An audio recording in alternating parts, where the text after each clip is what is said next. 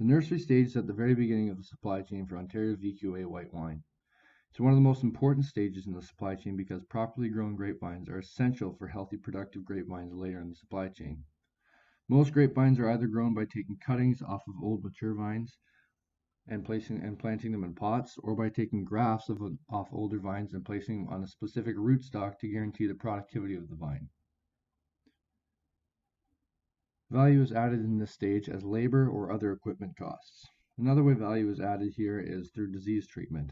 Some vines receive disease treatment to prevent certain viruses from inhibiting the vines later in their production years.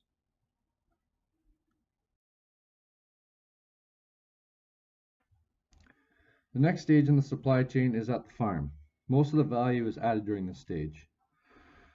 When vines arrive at the farm, they are planted, and lots of manual labor is required to bring them into production, which takes about 3 to 4 years. Spring of each year, manual labor is done to prepare for the growing season, for example, pruning, leaf pulling, and tying. This can be very costly and can contribute largely to the final value of the product, especially since minimum wage has increased over the last 2 years.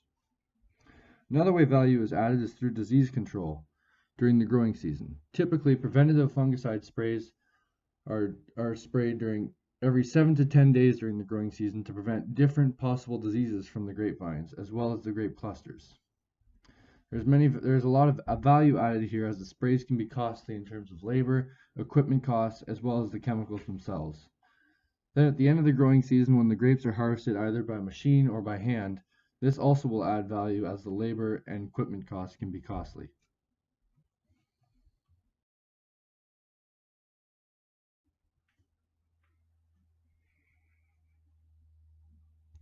After the grapes are harvested at the farm, they are trucked to the crusher for further processing. Trucking is the next stage in the supply chain. When grapes are harvested by machine, they're dumped into bins on a truck that either the farmer or a contract driver will deliver the grapes to the crusher. Not a huge amount of value is added here, especially when within the Niagara region grapes aren't transported very far distances. However, once the wine is bottled and is being distributed, trucks may drive a farther distance in this case. Value is added here as equipment costs, such as fuel costs and labor for the truckers.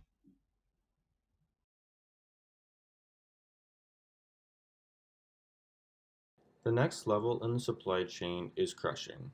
In this step, whole grapes are crushed and turned into grape crush, also known as must.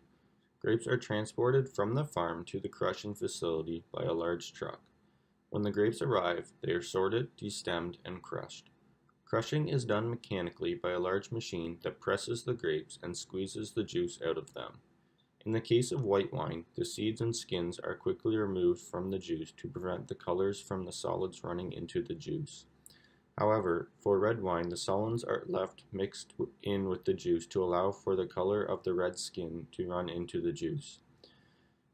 This is one of the main value-added steps in the process of winemaking. For small wineries that do not have their own crusher, crushing is a process that they would have to pay another winery to perform.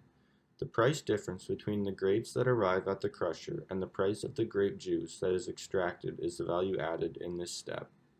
For companies that have their own crusher, most of this value added would become profit, but for wineries that have to pay for this service, a portion of the value added would be used to pay for having the crushing done. After crushing, the next step in the supply chain of white wine production is fermentation. In this step, the must is fermented into wine. Naturally, must will begin to ferment in less than 12 hours. This occurs due to the yeast in the air. However, wineries add yeast to the must to have some control over the fermentation and to make sure it ferments evenly. The must is usually stored in large wooden barrels while it ferments. The amount of time fermentation can vary, but most often takes anywhere from 10 days to a month. Fermentation is complete when all of the sugar is converted into alcohol. However, this process can be ended at different times depending on what type of wine the winery wants. For example, when a sweeter wine is wanted, fermentation is ended early so that there is still some sugar that has not yet been converted into alcohol. This is also one of the main value-added steps in the winemaking process. This is because of the large time investment required. The value increase is due to the investment of the wineries. Since they have already paid for the grapes but have not yet sold the wine, there is a large amount of capital tied up and must make a profit from this step to cover their opportunity costs. Aging is one of the final steps in the winemaking process. After fermentation is completed, wineries can either bottle the wine right away or leave it in the presence of oxygen to age. Aging is done to change the flavor of the wine. The flavor of the wine is affected by the length of time it is left to age, as well as the container it is aged in. Wine aged in wooden barrels gives it a smoother flavor, whereas wine aged in metal containers has a more zesty flavor. White wine is most commonly aged in metal tanks. Value is added in the aging process through the time and capital investment of having the product sitting in the winery and not producing any revenue. Bottling is the final step in the winemaking process. Aging can also occur after it is bottled if cork caps are used. Since oxygen must be present for aging to happen, the cork has to allow for oxygen to enter the bottle. Value is added through bottling by taking the bulk good, wine, and converting it into a product demanded by consumers. The next level in the supply chain is the distribution of the wine. The distributor is responsible for inventory management, storage, and then dispatch of the wine. It is first picked up from the bottling plant in crates and then gets transported to either retail outlets or an on-site store if they have one.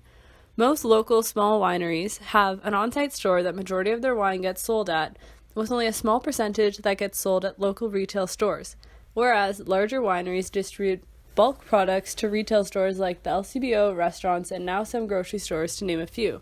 Some Ontario white wines are also exported to different countries and or distributed across Canada. In the next level of the supply chain, the retailer receives the finished product from the distributor and stores it until it is ready to be sold. During this time, the store will label the products that just came into the store and then put them onto the shelves for the consumers to purchase. Wine producers may have the option to pay a premium to get a better location within the store for their products to be placed. A more premium spot is at eye level for the customer and or on the end of alleyways. Wineries may also pay to advertise their product within the store to boost the attention of what they're trying to sell.